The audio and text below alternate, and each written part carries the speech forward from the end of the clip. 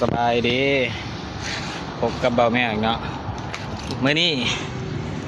น้าบ่าวเพิ่นอยากกินนมว่ะซื้อนมมาให้ซื้อนมมาให้ว่ะซื้อนมให้เพิ่นกินเลยนี่กินแล้วอยากกินไวตามิล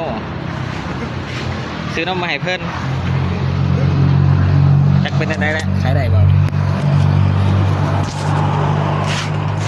เอ๊ะนั่งรอมา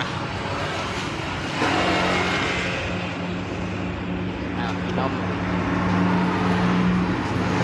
รับเองได้อยู่เนาะระวังรถเด้ได้ป่ะ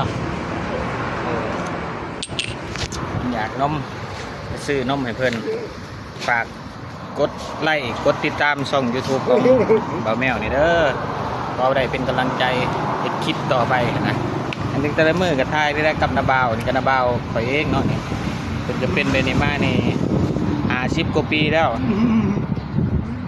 ระยะหนึ่งกันย่างได้แต่เดี๋ยวนี้เพิ่นย่างบ่ได้เลยเด้อพี่น้องเด้อเอาฝากกดไลค์กดแชร์เนี่ย